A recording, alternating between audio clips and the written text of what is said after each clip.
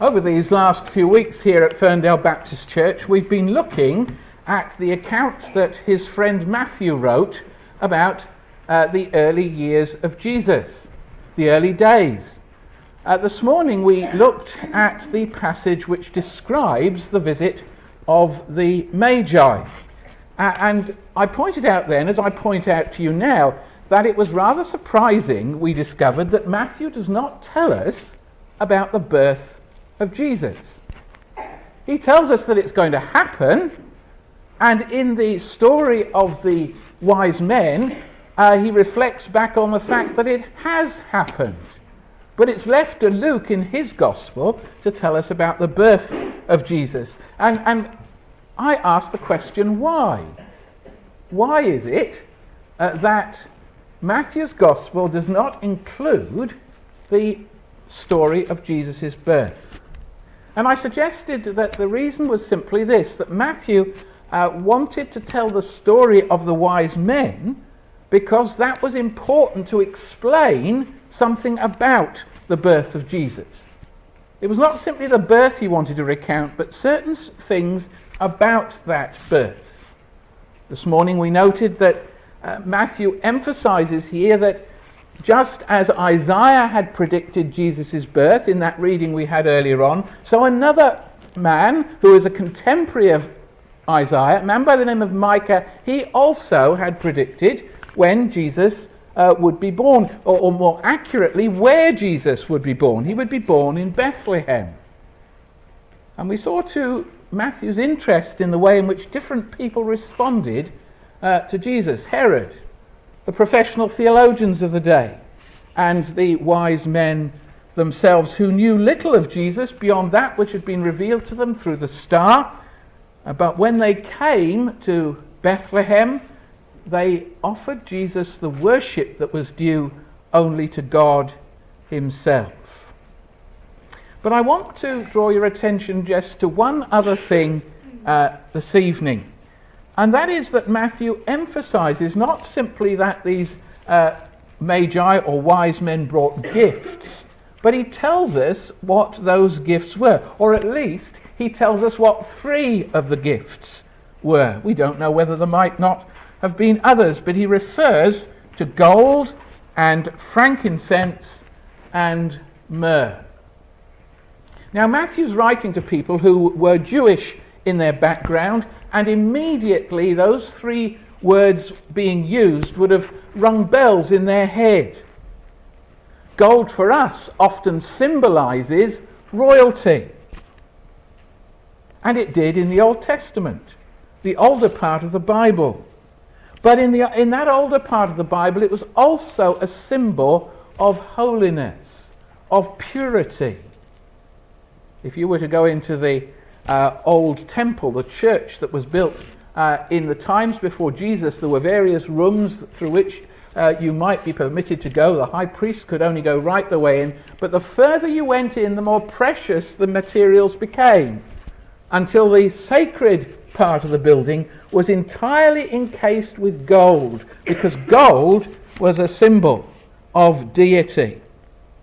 The wise men came and worshipped the king, but they worshipped one who was more than a king. He was the King of Kings. And Matthew recognized that. He began to understand in his own experience of Jesus that here was a man like no other man. Here was someone quite unlike anyone else had ever known either. Matthew began to see, was himself the Son of God become human. He was the Holy One of God. And they're wonderful truths. To know that Jesus is the Holy One of God is good news indeed, because he came to meet us who are unholy. He came to meet us as sinners and to bring the holiness of God to us. And Matthew understood not only that, but he also refers to frankincense. Now, frankincense was a perfume that was much used in ancient times, especially among the Jews, and there it was especially used by those who were priests, who went about doing the duties of God in the temple. One of the main responsibilities of the priests were to offer sacrifices for the sins of the people. Those sacrifices were offered in their place. They were a substitute offering for the person who made the offering themselves. The dead animal was seen as being dead in place of the person who should have had their life forfeit through sin. And when Matthew refers to the fact that the wise men brought frankincense, it seems to me that he is recognizing that Jesus, who has come, is the Holy One of God, and he has come to act in place of sinners, to bring them near to God, to be the one who took the punishment of God against sin in order that men and women might go free. And then there's myrrh. Myrrh was another perfume which was used in Bible times to relieve pain and to make burial less unpleasant.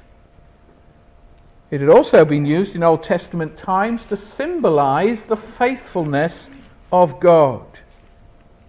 When Matthew refers to the gift of myrrh being offered, he is referring then to Jesus as the faithful one, the Holy One, the priest, the faithful one, but the faithful one who entered into this world to experience a horrible and cruel death.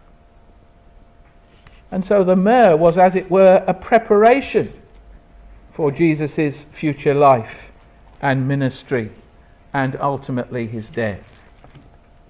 So when Matthew refers to these three gifts, he recognizes the significance of them. They point beyond themselves. I dare say in a few days' time I will receive a number of gifts. I think probably there won't be socks.